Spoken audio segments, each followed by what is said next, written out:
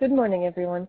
Today we're going to be discussing the periodontal ligament and gingiva in the oral cavity. Mainly, we're going to be focusing on the histology aspect of both these subjects. We're going to be discussing what kind of cells are present in each, where they arise from, when do they develop, all that good stuff.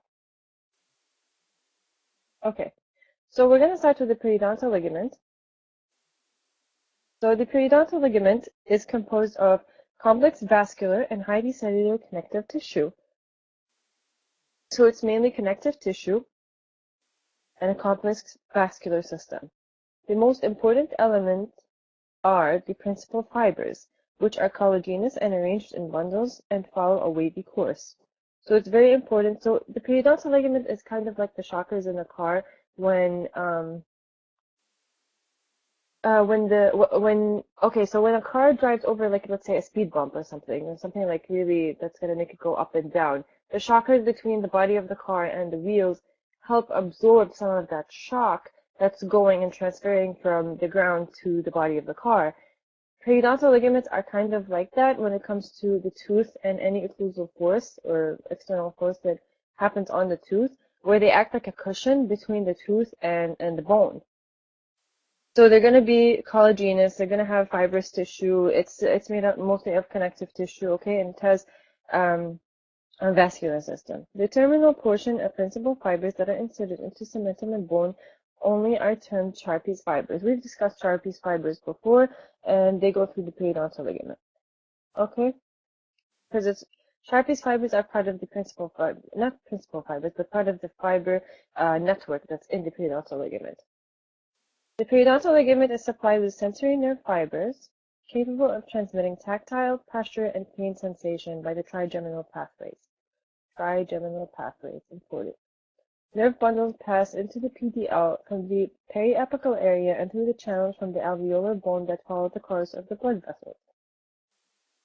The bundles divide into a single myelinated fibers, which ultimately lose their myelin sheaths and end in one of four types of neural termination. Three endings, they carry pain sensation.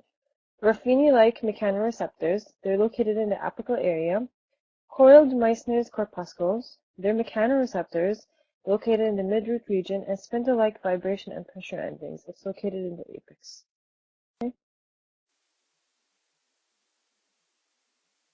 So PDL plays a very important role in orthodontic treatment. Orthodontic treatment is possible because PDL continuously responds and changes as a result of the functional requirements imposed upon it by externally implied forces.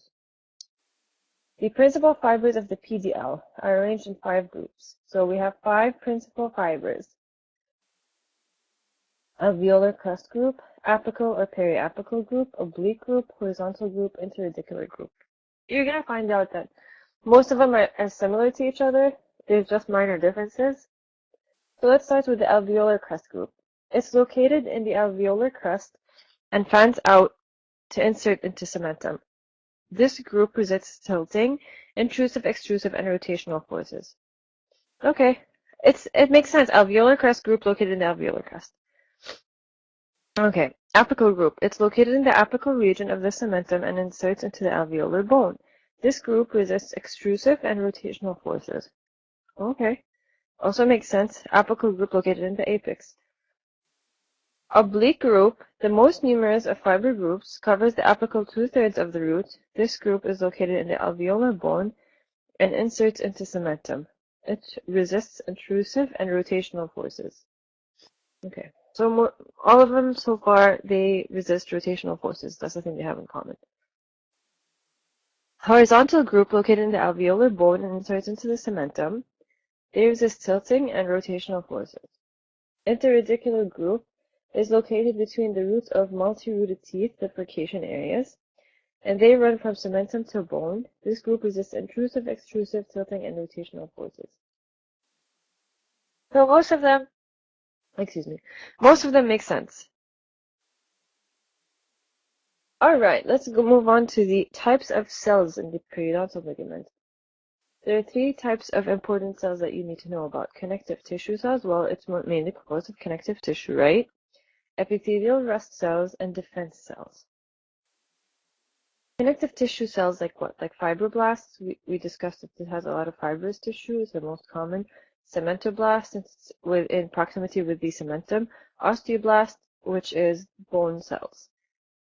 These cells synthesize collagen. Remember, we discussed this before. Yep. Epithelial rest cells, epithelial rest of molasses, are considered remnants of Hertwig's root shape, which disintegrate during root development. Defense cells like neutrophils, lymphocytes, macrophages, mast cells, and eosinophils. These cells are associated with neurovascular elements.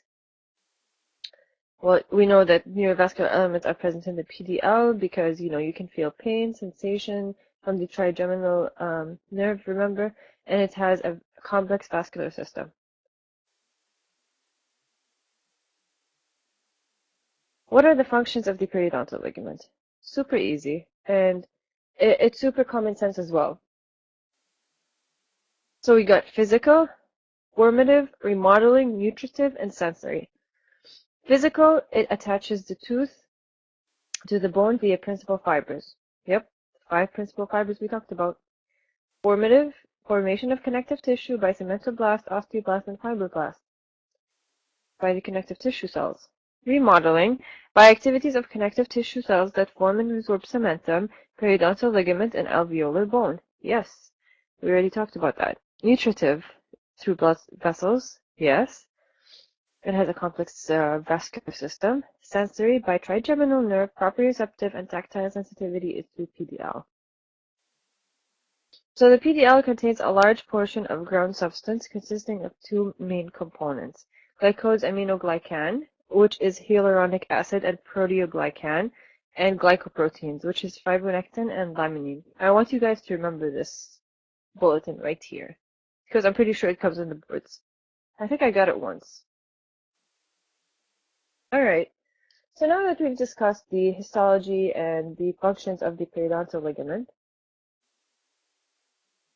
let's move on to the alveolar bone.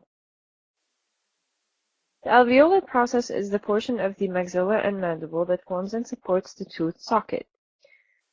It forms when the tooth erupts and disappears when the tooth is lost.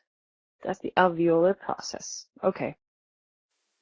So what does it consist of? External plate of cortical bone, alveolar bone proper, and cancellous trabeculae. The external plate of cortical bone is formed by haversian bone and compacted bone lamellae, while alveolar bone proper is the inner socket wall of thin compact bone seen as lamina dura in X-rays. Histologically, it contains a series of openings where neurovascular bundles link to PDL with alveolar and cancellous bone. And cancellous trabeculae act as supporting alveolar bone. So we all know that the cells in any alveolar bone are osteoblasts. They're the cells that produce the organic matrix of bone.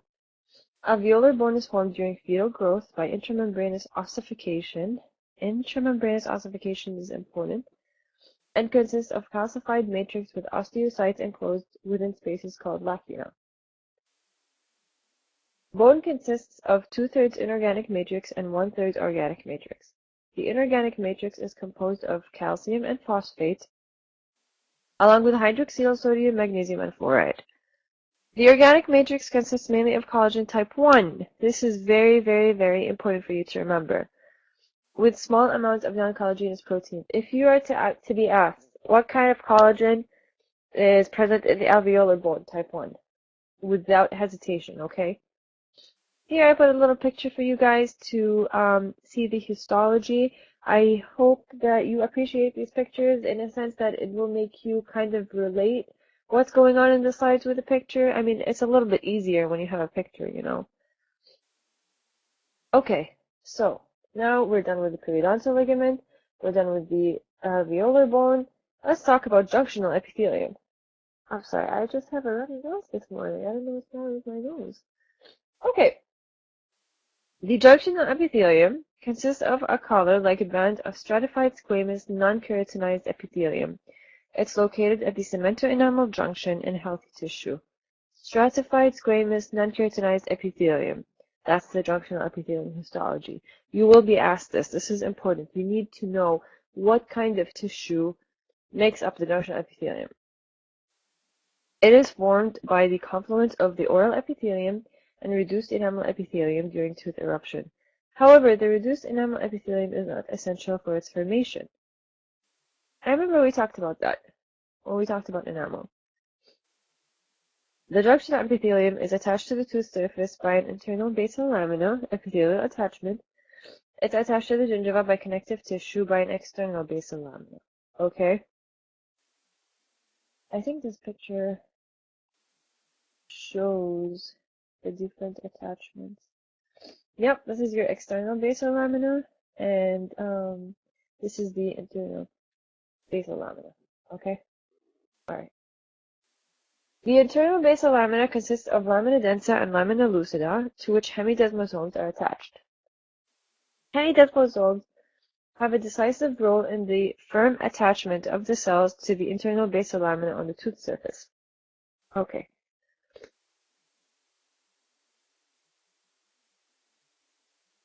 So, in order for a new attachment to form after periodontal treatment, the following must occur. First, complete removal of calculus, altered cementum, diseased junctional epithelium, and pocket epithelium. So all the inflamed tissue, soft tissue, and the calculus and the debris has to all be removed. And need for undifferentiated mesenchymal cells. The junctional epithelium in disease is called long junctional epithelium. It is different from the regular junctional epithelium in health. In disease, migration of the junctional epithelium occurs along with the degradation in connective tissue under the attachment. As the junctional epithelium proliferates along the root surface, the coronal portion detaches. So it just recedes, it goes down. Alright, let's talk about the gingiva. The gingiva is a tissue that surrounds and supports the teeth. The tissue that surround and support the teeth are called periodontium in general. Their main function are to support, protect, and nourish the teeth. It's divided into two parts. The first part is gingiva. The second part is the attachment apparatus, which is PDL cementum alveolar process. Cementum is considered a part of the periodontium because with the bone, it serves as the support of the fibers of the PDL. That's why it's considered part of the periodontium. Okay, so the gingival fluid contains components of connective tissue, epithelium, inflammatory cells, serum, and microbial flora inhabiting the gingival margin or sulcus. So the gingival fluid is in the gingival margin or the gingival sulcus, right? In the pocket. In a healthy sulcus, the amount of gingival fluid is very small. During inflammation, the gingival fluid flow increases and its composition starts to resemble that of an inflammatory exudate. The gingival fluid is believed to cleanse material from sulcus, contain plasma protein that may improve epithelium adhesion to the tooth, possess antimicrobial properties, exert antibody activity to defend the gingiva. So anytime you have an increase in the gingival fluid, it is the first sign of inflammation of the gingiva. And it's another sign that, you know, the inflammation of the gingiva might have migrated to the periodontium and now you have periodontal disease. So whenever you see gingival fluid or like a foul odor that's coming out of the oral cavity of the patient, just realize that he has excessive gingival fluid because the gingival fluid doesn't smell really good. It smells kind of nasty. It's a sign of inflammation right away. There's no other explanation for it. Like there's either calculus or a foreign object inside of there, between the tooth and the sulcus. There's something going on. Okay, so let's talk about the types of gingiva. I like this picture. Okay. Oh, stupid leaky nose. Okay. Normal gingiva covers the alveolar bone and tooth root to a level just coronal to the cemento-enamel junction. The gingiva is divided anatomically into marginal or unattached gingiva.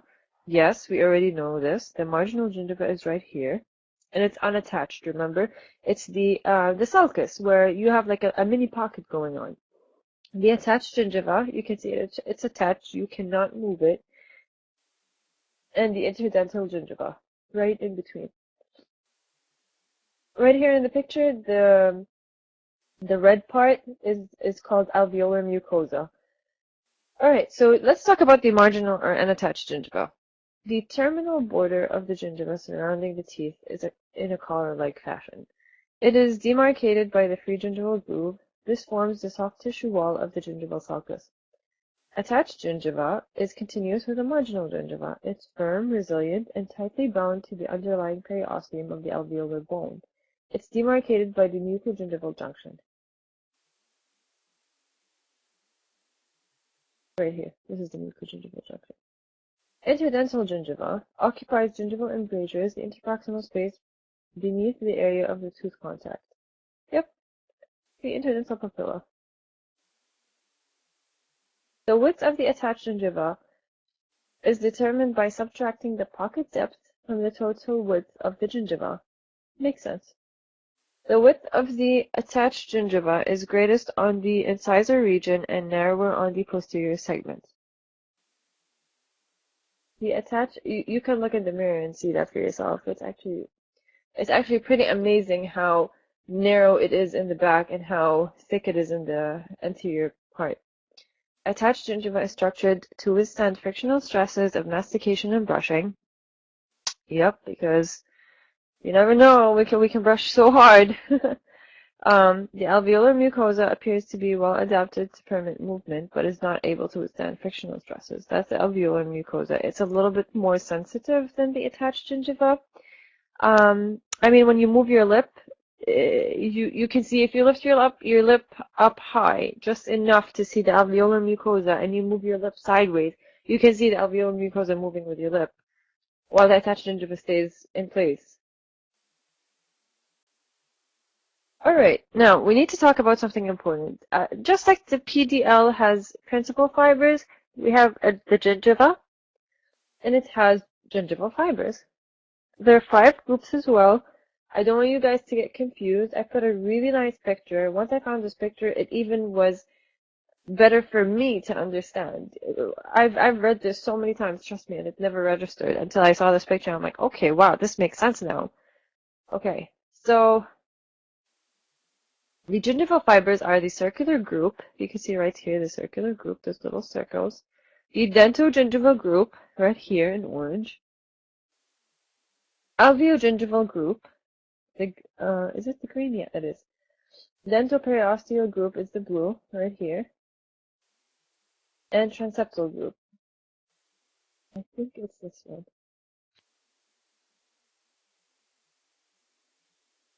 Okay. The circular group is located in the lamina propria of the gingival margin. Or of the marginal gingiva. This is the marginal gingiva, so it's going to be located over here. The ligaments encircle the tooth and help maintain gingival integrity. They resist rotational forces. Yeah, it makes sense. Dentogingival group, the one in orange right here, inserts in the cementum on the root. Here's the cementum, okay, apical to the epithelial attachment and extends to lamina propria. Thus, this ligament has one attachment to the cementum and it works with the circular ligaments to maintain gingival integrity. There you go, they're all intertwined into each other. Alveogingival group extends from the alveolar crest and radiates into the lamina propria. These fibers help attach the gingiva to the alveolar bone. Okay. Yep, this is the alveolar bone, and this is it. Dentoperiosteal group, which is over here. These fibers travel from the cementum, near the cemento-enamel junction, across the alveolar crest. They anchor the tooth to the bone and protect deeper PDL. There you go. Transeptal group located interproximally, extending between cementum and approximating teeth. They lie between the epithelium at the base of the gingival sulcus, and at the crest of the interdental bone. I believe it's this one then. The transeptal group is the purple one. See how easy that was? Like, if you just look at the picture and you read what's going on, it makes the comprehension so much better and at a different level. I swear. I wouldn't be able, if I were you guys, I wouldn't be able to understand what group is what or even visualize how it looks like without a picture. So even if you don't like the pictures that I post, I highly advise you to go on Google and just type in the, gingival fibers, circular group, for example. And just look it up and see what pictures you can find on Google, because it's going to make it so much easier for you guys to understand what we're talking about. Okay, so the dominant cellular element in the gingival connective tissue is fibroblast. Of course, whenever we see connective tissue, all I can think of is fibroblasts. They're mesenchymal in origin and play a major role in the development, maintenance, and repair of the gingival connective tissue. Mast cells are numerous in the connective tissue as well, of the oral mucosa and gingiva. Fixed macrophages, histocytes, are present in the gingival connective tissue as components of the mononuclear phagocyte system and are derived from blood monocytes. Adipose cells and eosinophils are also present in the lamina propria. In normal gingiva, plasma cells and lymphocytes are found in the connective tissue. These inflammatory cells usually are present in small amounts in clinically normal gingiva. Okay. So they're inflammatory cells. They're going to be there in small amounts if it's healthy. If it's inflammatory, you're going to see a spike in the numbers of those cells. Okay. So what's the blood supply to the gingiva? 3. We have supraperiosteal arterioles along facial and lingual surfaces of the alveolar bone, vessels of the PDL, and arterioles. The lymphatic drainage system of the gingiva begins in the lymphatics of the connective tissue papilla. It progresses into collecting network external to the periosteum of the alveolar process, then to the regional lymph nodes, particularly the submaxillary group. Within the gingival connective tissue, most nerve fibers are myelinated and are closely associated with blood vessels. Gingival innervation is derived from fibers arising from nerves in the PDL and from the labial, buccal, and palatal nerves. Sorry about that, guys. I didn't realize I was covering it. But it's buccal and palatal nerves. Okay. So far, so good. Alright. 3 functional types of the oral mucosa. Interesting. Masticatory mucosa, lining mucosa, and specialized mucosa. Masticatory mucosa covers gingiva and hard palate. It consists of epithelium and lamina propria. Did I put a picture? I'm not sure. Hold on, let's finish this. Lining mucosa covers all of the tissue of the oral cavity except the gingiva, hard palate, and dorsal surface of the tongue. It also consists of epithelium, lamina propria, and submucosa. Specialized mucosa is restricted to the dorsal surface of the all oral mucosa, whether keratinized, non-keratinized, or perikeratinized, is of stratified squamous epithelium. Very important. Okay. I think this is the non-keratinized stratified squamous epithelium. And this is stratified squamous epithelium.